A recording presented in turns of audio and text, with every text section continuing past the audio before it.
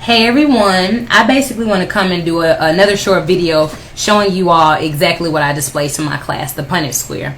Before I get into that, it needs to be first understood that the oldest individual to ever be found on the face of the earth was a woman given the name of Lucy, who was African. She was found in South Africa. This literally ended all arguments that anyone on the face of the earth did not come from African people. That means that African people are the father and the mother of the entire universe.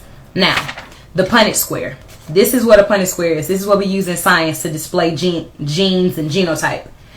This right here is 5 groups of people, the 5 groups of people of color. You have the black, who is the African, the brown, who is considered the Middle Eastern, the red, who is considered the Native American or the Latin. You have the yellow, who's considered the Asian, and the white, who's considered the European, just to keep it simple.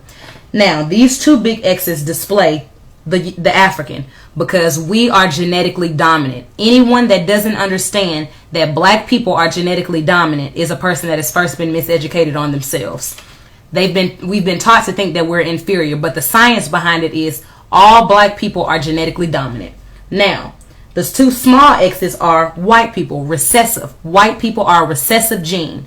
That means that when they have children with a black man or a black woman, all of the children will have the recessive allele masked by the dominant allele. So when you look at Thandie Newton from Norbit, she has a British father and a Nigerian mother, but she still displays blackness because blackness is dominant. When you look at Barack Obama, who has a Kenyan father and a white mother, he will still be black because black is the masker of his white.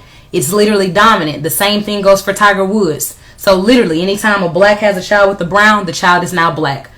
Black has a child with the red, the child is black. Yellow, white, the exact same thing. This is where racism comes in. White people are literally 16 to 18% of the entire world population, making them the minority. The thing about whiteness is it's a recessive gene. So you literally have to have two white parents in order to be white. So when Dylann Roof says you're raping our women, what does he mean by that? He means that anytime a white woman has a child with a black man, those children are not white anymore, because in order to clarify as white, you have to be 100% white. Well, to the people that are already the minority, it is extremely important to hold on to the genetics that they already have, because their genetics are already recessive.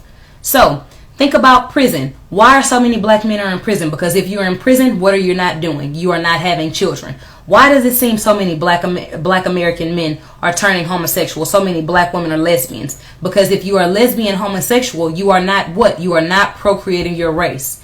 The basis of racism is white people understanding that if we do not kill black people at all times, that they will eventually kill us. So when you look at black men being pulled over by oftentimes European police officers, shot and killed for no reason, is because they subconsciously understand that if I do not kill him, that he's going to kill my children with his genetics. Racism is not simply somebody hating you because, you got this fly car, because they don't want to see you do well. White people do not want to go extinct. So in order for them not to go to extinct, they created a system called racism, white supremacy, in order to kill black people. Black people, because we show the strongest genetic variability. So when you go to Africa, you're going to see a lot of different diseases that target black people, because we have got to diminish your numbers if we have a chance of living and surviving. This is the reality of racism. So we've been taught to hate our skin, we've been taught to hate our lips, we've been taught to hate our wide noses, we've been taught to hate everything about blackness, because really we're dominantly strong.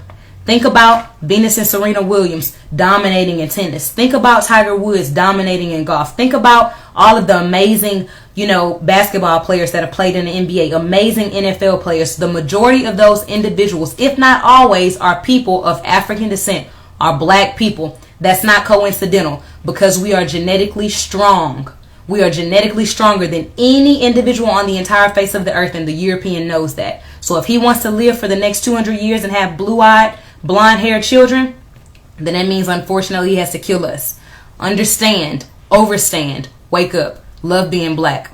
Bye.